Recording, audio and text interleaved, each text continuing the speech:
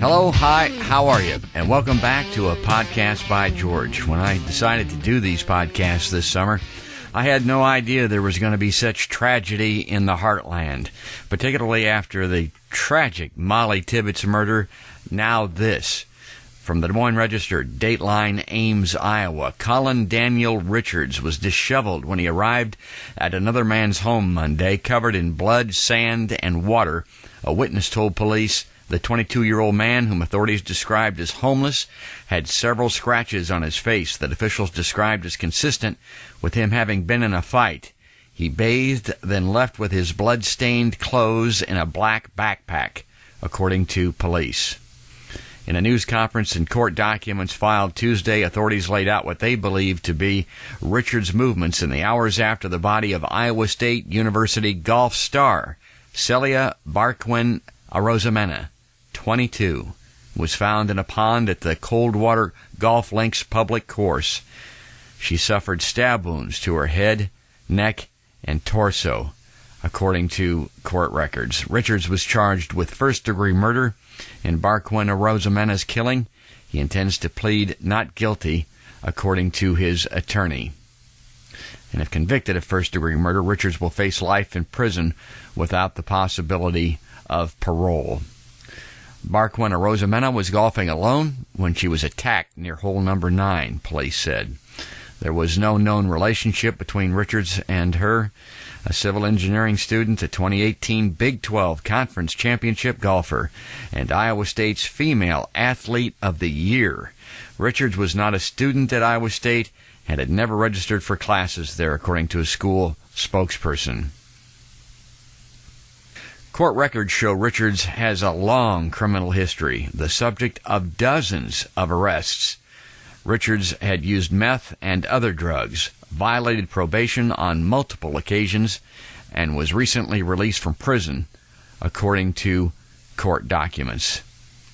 Ames police responded to the Coldwater Golf Links at 10:24 a.m. on Monday after receiving a report of a possible missing woman. The radio dispatch recording has been released to the public, and I'll include this in the podcast. It's something that I think maybe originally we don't need to hear this, but then I think maybe we do need to hear this. I'll explain why on the other side of this. Received a call from a male subject at Coldwater. They're concerned. They saw a female that was golfing on the course, and she's nowhere to be found any longer. They found her clubs and other property, her cell phone, and a ball cap at hole number 9. They don't know where she disappeared to. They're looking for a white female, blonde hair in her 20s. Apparently she was on the ISU golf team. Someone thought that they were calling the coach to find out where she went. I'm out on 9 fairway right now with golf staff. They said that her items were scattered here next to her bag. A lot of stuff laying on the ground, including her hat, rangefinder, and cell phone. Female was last seen wearing a red T-shirt and light-colored shorts. They weren't sure if they were white, but a lighter color. Has anybody checked down by the pond?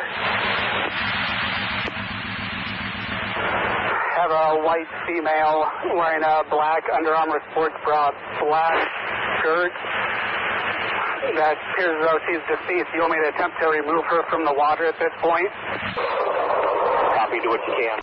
Well, it was that police officer's prophetic words that made me decide to put that recording into this podcast by George. Do what you can.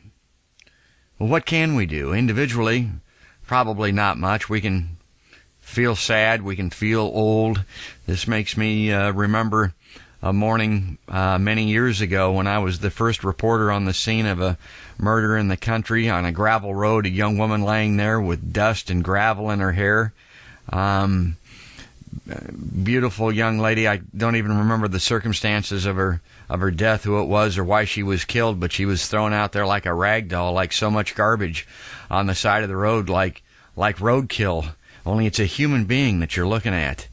And this young woman, 22 years old, an Iowa State University student, wonderful person, and a great golfer, had her life taken away in this manner, and now we're left to ponder what we can do.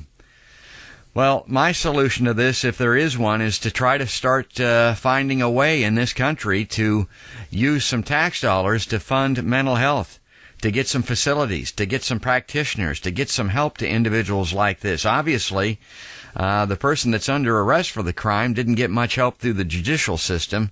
He'd been in and out of a revolving door that was more like a whirlwind in the judicial system, and back on the streets and arrested with this horrible crime. We've decided to save tax dollars by closing down these facilities and denying access to people that need help. And they're out there for us. They're waiting for us. There are more of them than ever before, just simply because of math. There are more people in this country than ever before. And if we're going to keep ourselves safe, and I want to keep myself safe, I want to keep my daughter safe, I want to keep you safe, we need to do something. And it's not a matter of taxing us more. It's just a matter of reallocating the resources that are there. I mean, my God, the Pentagon gets more money than the Pharaoh every year.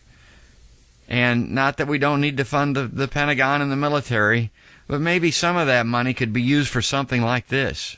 You know, I don't want to politicize this, but consider the fact that these major corporations, multinational, Fortune 500, cash-rich corporations in this country got huge tax breaks.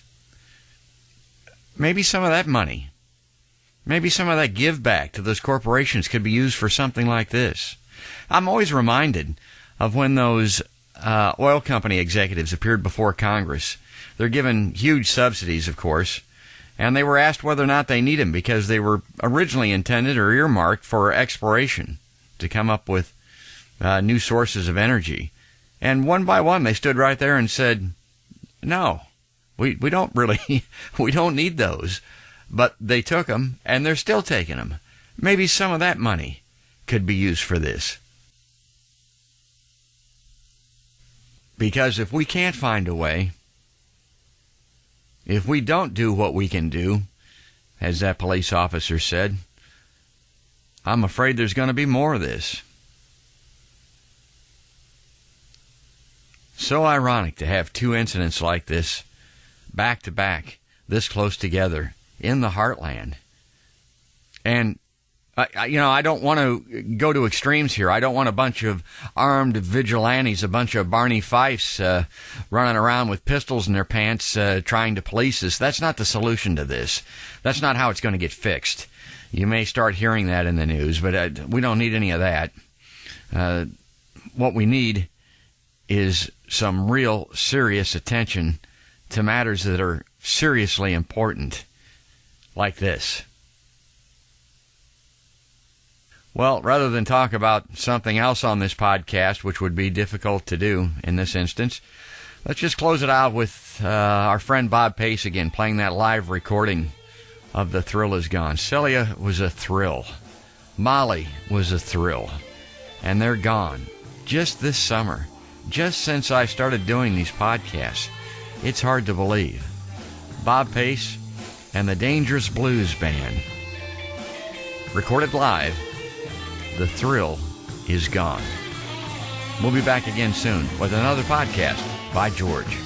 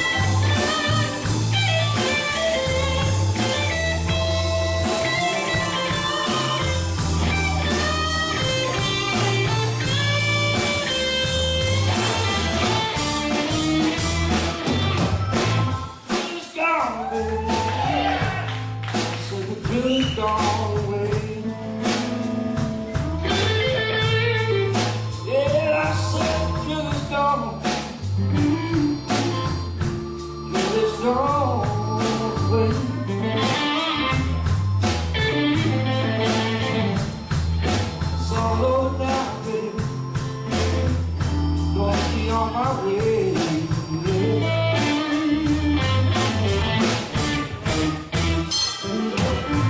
Blues gone, blues gone away.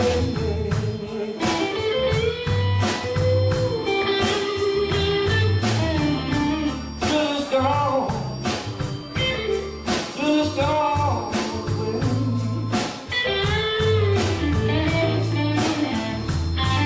It's all over now, baby. You know I'm gonna be on my way. That's right.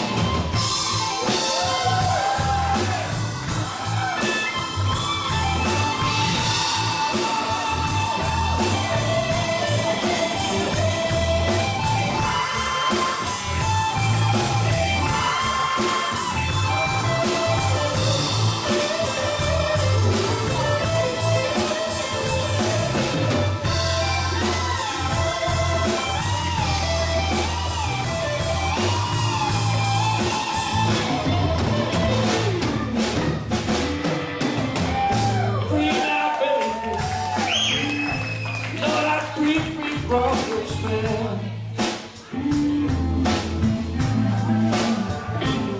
I'm free, free now, baby. I'm free now from the spell.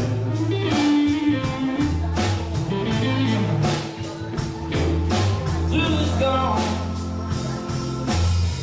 All I could do is wish you well, yeah, yeah.